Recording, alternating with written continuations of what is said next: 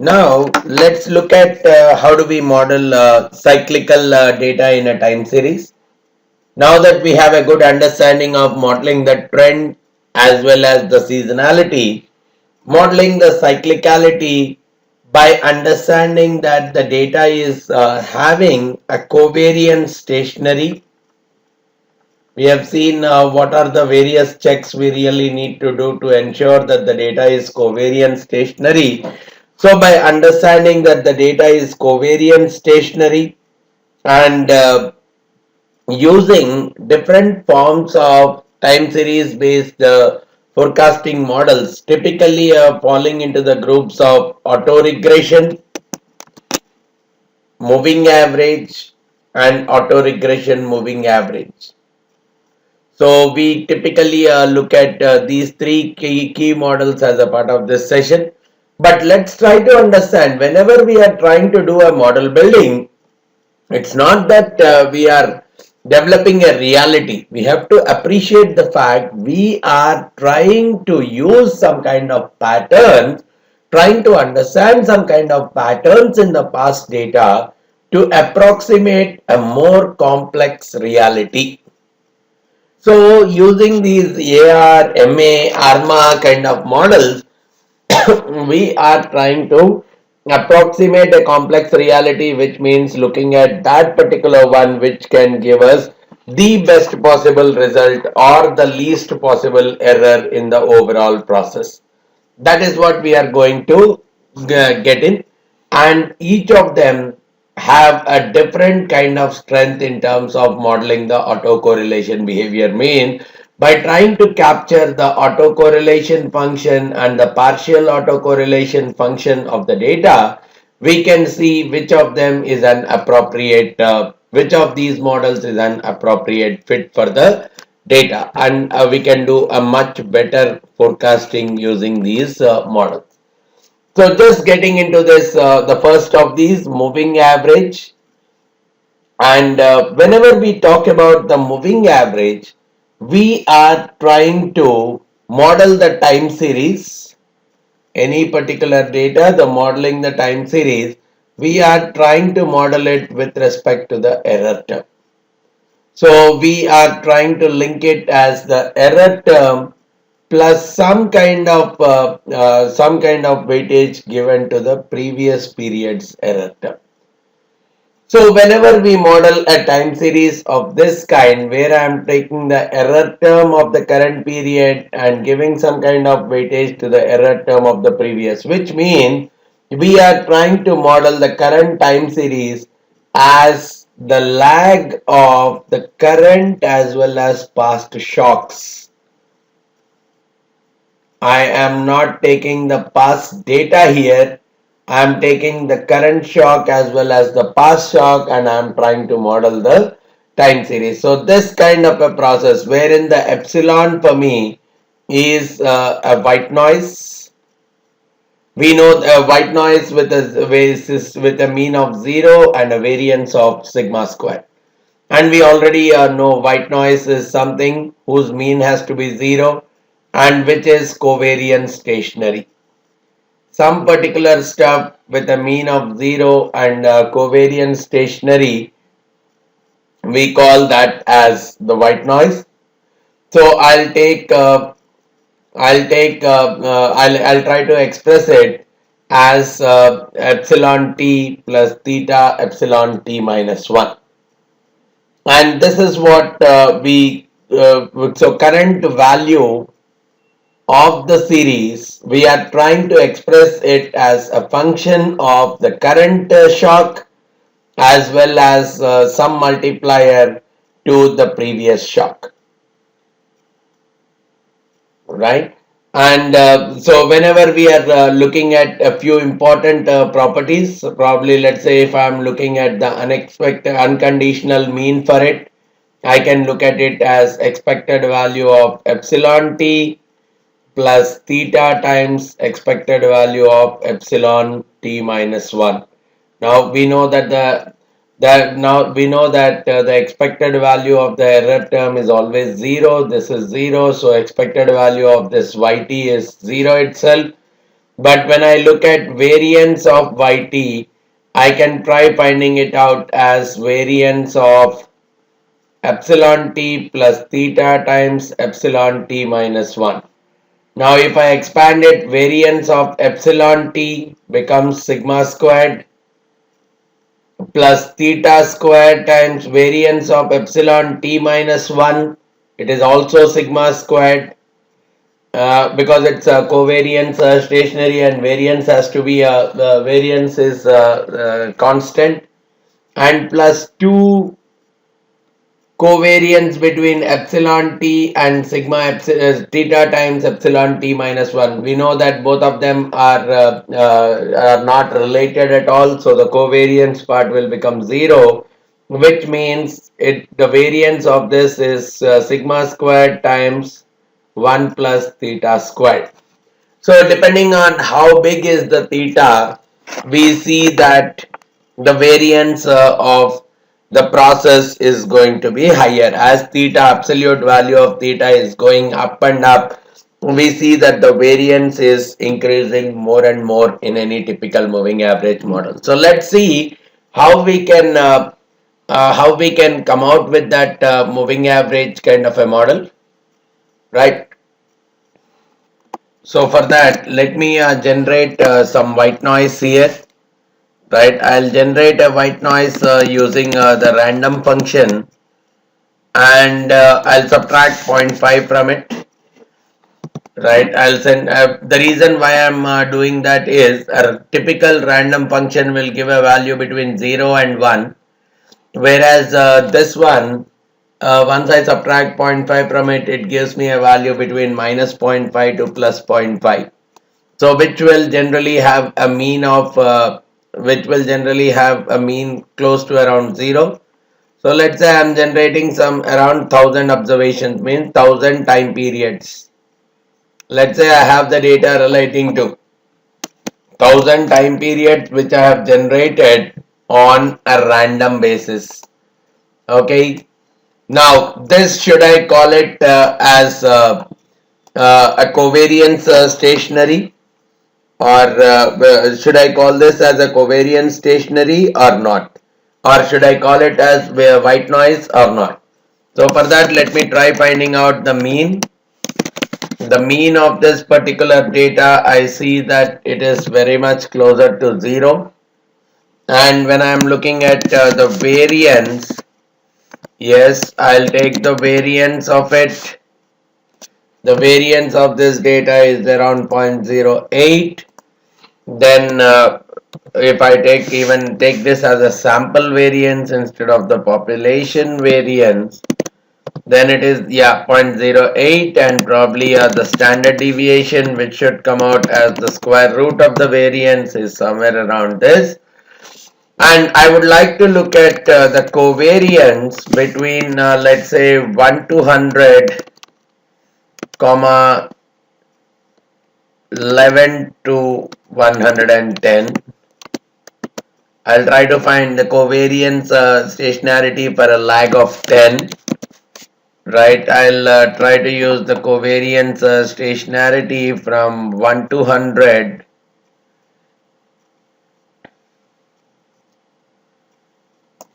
And similarly, I'll do it from 110 to 11 to 110. Okay, the covariance comes out to 0.000. Similarly, if I am looking at the covariance between 101 to 200, comma 111 to 210, if I try out the covariance from that particular dimension, 101 to 200, comma, I'll look at it from 210 to 111. Okay, even this is minus 0.01. Covariance is depending on the covariance should be more or less consistent. So let me look at again a lag of 10.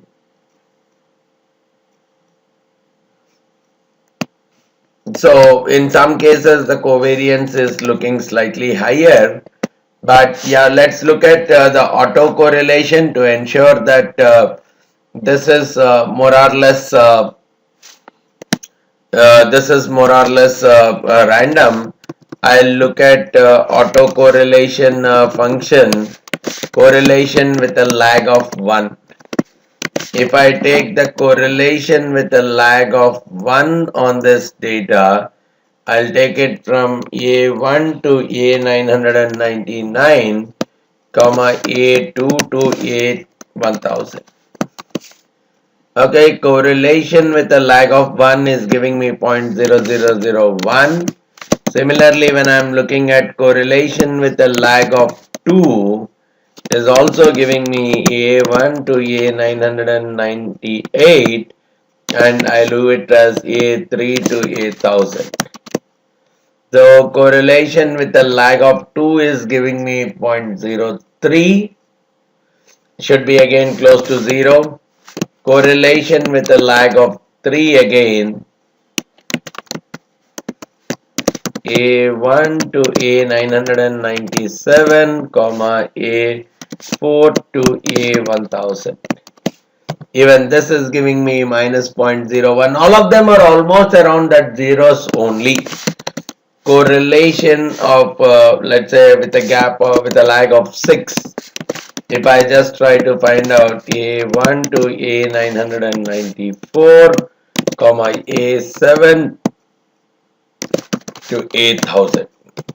Even this is coming out 0.0. All of them are coming around that 0.00 naught itself, which means this series is covariant stationary. Right? Now, using this series, so this series I'll call it as epsilon. Right, this series is what I'll call as epsilon t. Now here I'll build yt. Now this yt I will build it as epsilon t plus theta times. So here I'll define some theta. Right, I'll define some theta, let's say 0.5. So I'm building a yt with a theta. So this I'm building it as epsilon plus theta times epsilon t minus 1. So I have built a yt as a process. So one yt I have built with theta equal to 0.5. Another yt I'll build with theta equal to 0.95.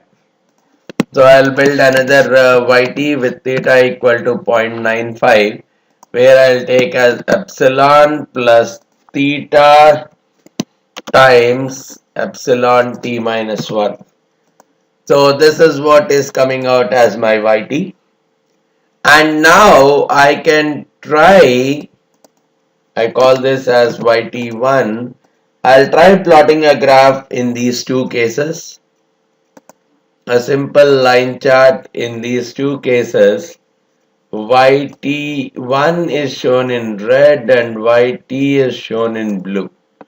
And what we are able to see is, in large number of cases, yt is not visible, only yt plus 1 is visible, because it is more or less fluctuating slightly wider compared to that of yt.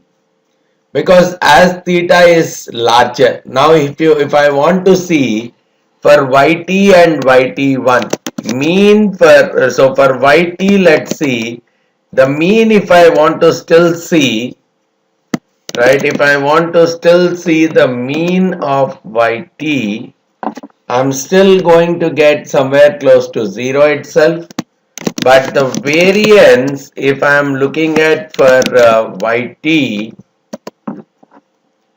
I should get it as 0.10, which is nothing but the variance we have defined earlier it is sigma squared times 1 plus theta squared. For the original, the sigma squared was this much. So it's as good as if I approximated sigma squared times 1 plus theta squared, it is coming out to 0.10, and that is what is being shown here. Similarly, when I look at yt1,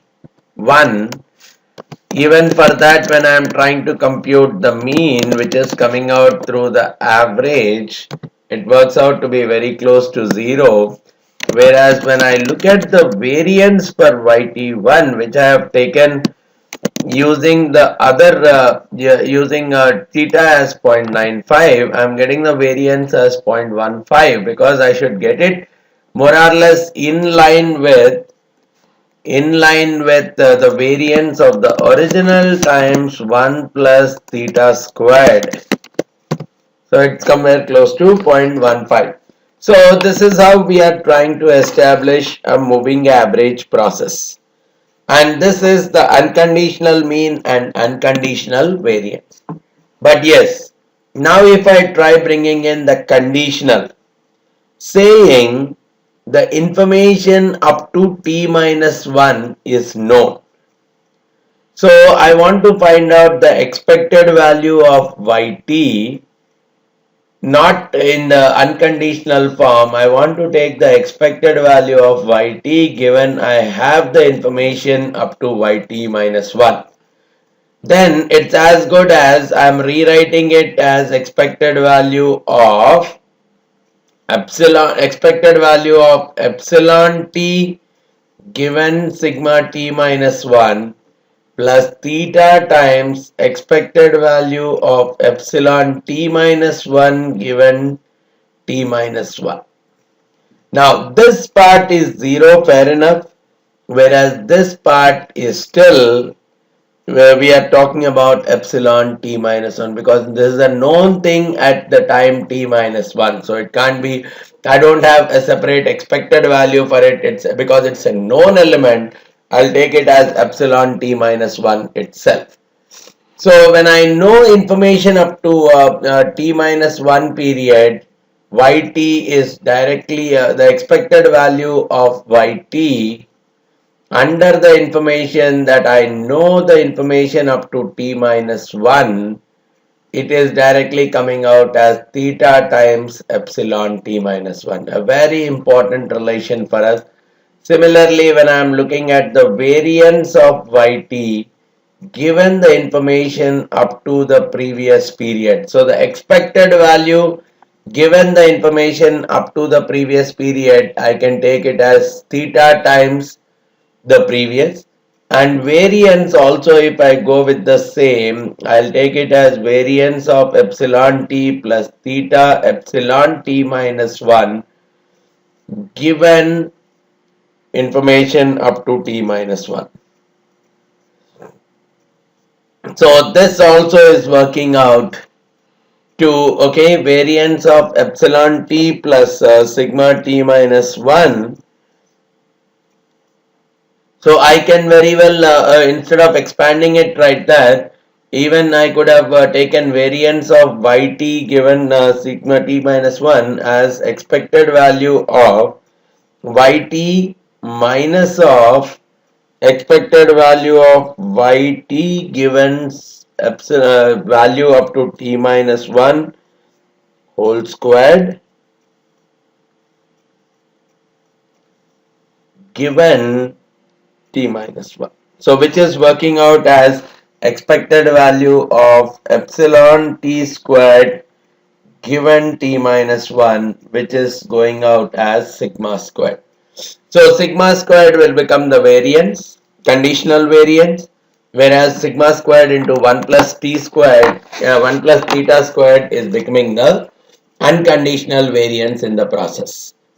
So unconditional variance is more or less constant, whereas the conditional mean is adapting to the information set, whereas the unconditional mean is constant. And the same logic we can apply towards the autocorrelation and the partial autocorrelations also. Because covariance, if you look at expected value of yt comma yt minus 1, if I look at it, it is nothing but expected value of yt. I'll write it as epsilon t plus theta times epsilon t minus 1. Right, probably if I take t minus k here, expected value of this comma epsilon t minus k plus theta times epsilon t minus k minus 1. Now if I try looking at expected value of this multiplied by this, expected value of epsilon t multiplied by epsilon t minus k plus theta times expected value of epsilon t multiplied by epsilon t minus the epsilon t minus k minus 1. Now if you say k equal to 1, then we are seeing something here. If it is coming out as expected value of t plus theta times expected value of t minus 1, and it is coming out as epsilon t minus 1 plus theta times epsilon t minus 2. So overall it is working out that there is some kind of epsilon t, whatever all the other things when I am ignoring, it is coming out as expected value of theta times epsilon t minus 1 squared, which is directly working out as the theta times the sigma squared. So the covariance is coming out to theta times the sigma squared when we are having the k equal to 1 for a lag of 1, but anything beyond we are seeing that it is not the case. So we know the covariance, we know the variance we have already seen, it is sigma squared into 1 plus theta squared. So we can very well find out that the autocorrelation is theta by 1 plus theta squared when k equal to 1 and it is 0 in all the other cases, right? So this is one important relationship. Yt, we have expressed it as epsilon t plus theta times epsilon t minus 1. Now this is where the importance actually comes up.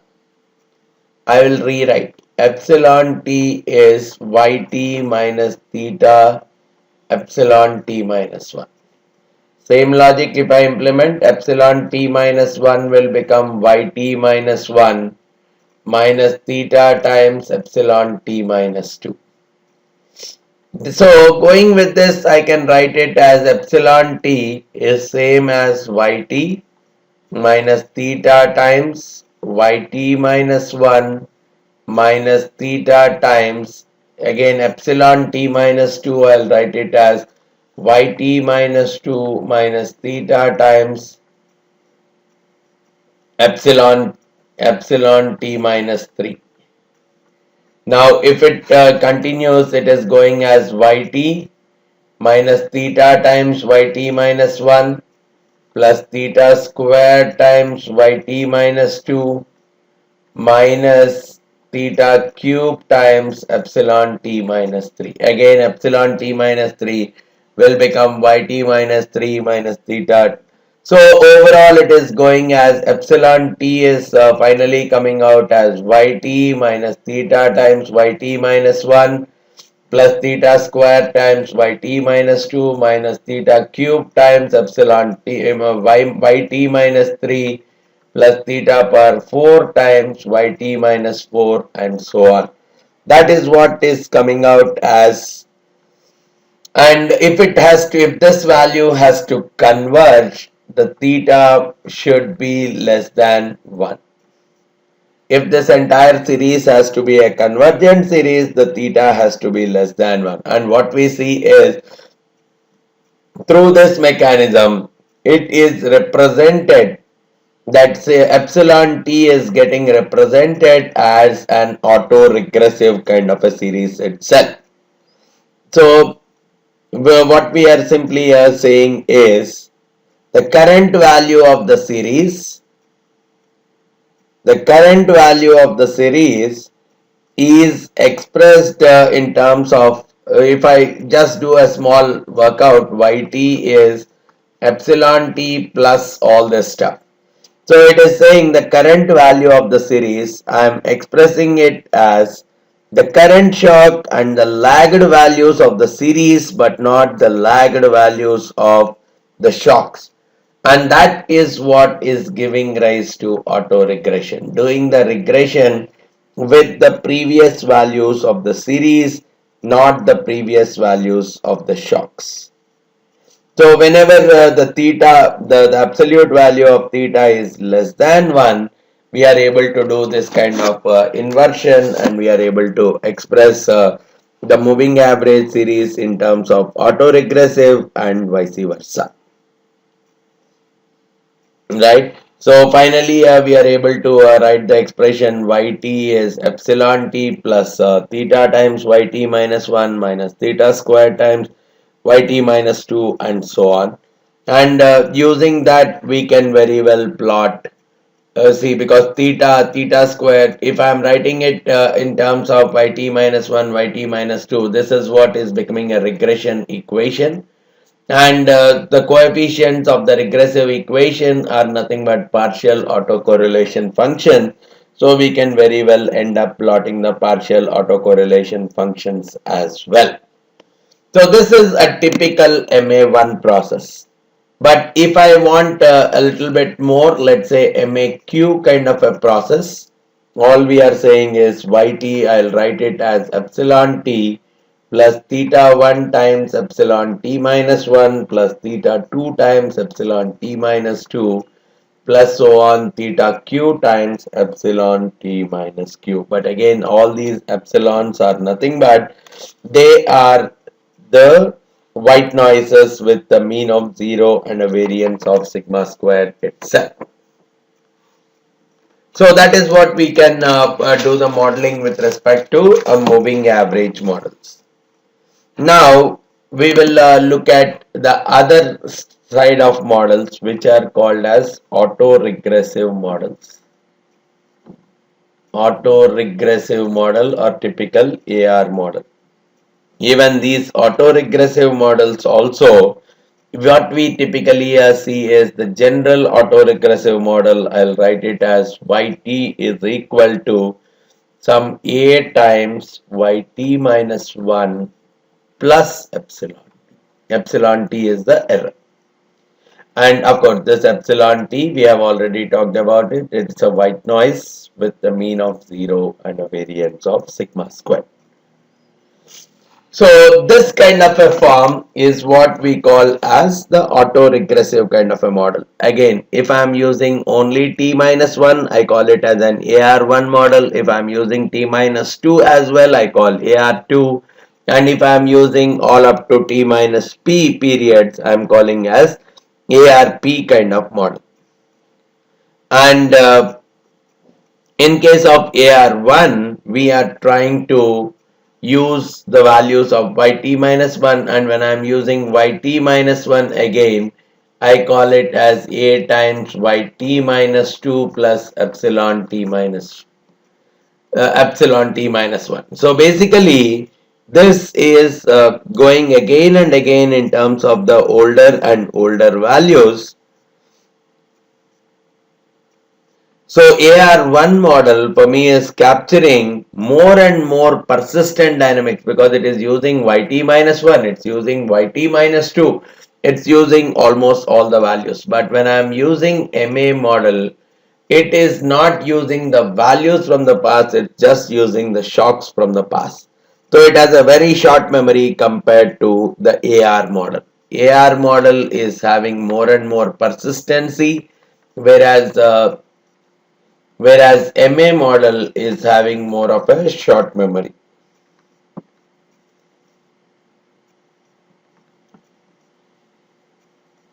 So that is where we can very well write yt we have already mentioned that we'll write it as something times yt minus 1 plus epsilon t.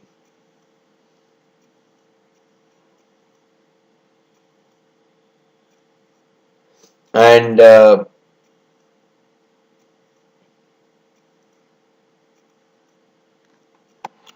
so just writing now, trying to find out the mean and the variance. We know that yt is a times yt minus 1 plus epsilon t. So what we typically want to write is, we'll try to find out the expected value of yt. We'll try to write it as a times the expected value of yt minus 1 plus the expected value of epsilon t. Now I know that this part is 0. Whereas in this case, a times expected value of yt minus 1. We know that I can write yt minus 1 as in terms of epsilons. We can very well write it for an MA process.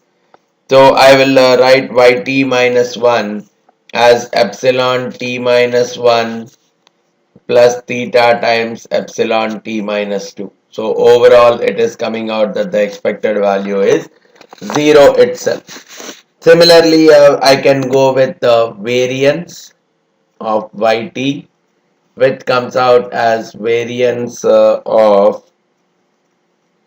a times yt minus 1 plus epsilon t. And epsilon t, we could very well write it. So overall it is like a square times variance of yt minus 1 plus variance of epsilon t plus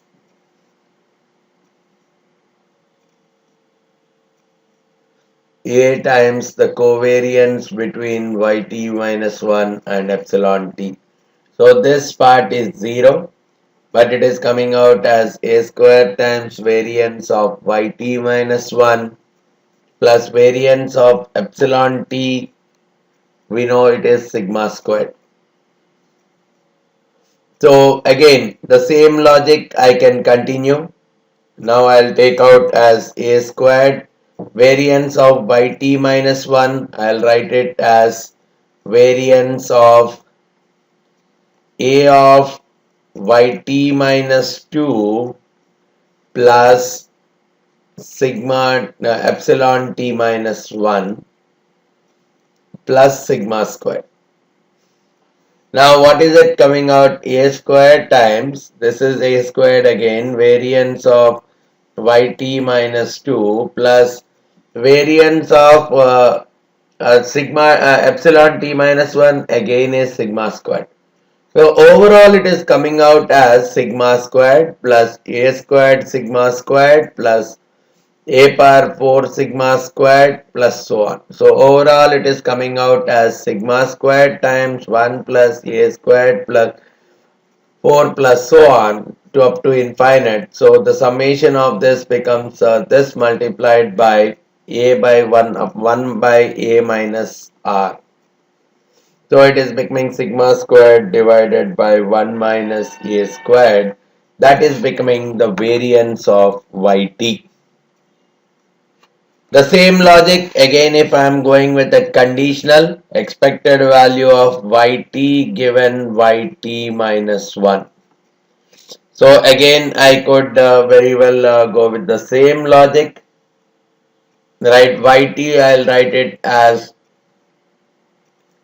expected value of a times yt minus 1 plus epsilon t given yt minus 1. So this is becoming the first part is a times yt minus 1 and the second part is 0. Similarly, if I want variance of yt given yt minus 1, I can very well write it as the variance of a times yt minus 1 plus epsilon t given yt minus 1. The variance of a times yt minus 1 given yt minus 1, it's a fixed constant, so the variance is 0, but variance of epsilon t given yt minus 1 is sigma squared. So overall is coming out to the sigma squared. So what we typically are seeing is the variance conditional as well as unconditional variances are differing again in a typical AR process. The same logic goes with respect to the autocorrelation function as well as the partial autocorrelation function. So we can very well establish now with our example, if I had to go with the autocorrelation function, if this is my original data or if these are my y's, all I am trying to establish is y2 I'll establish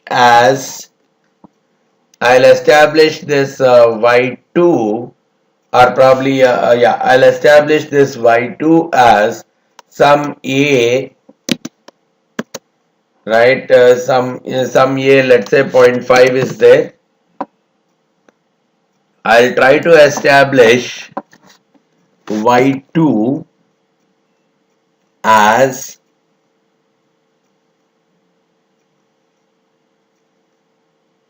a times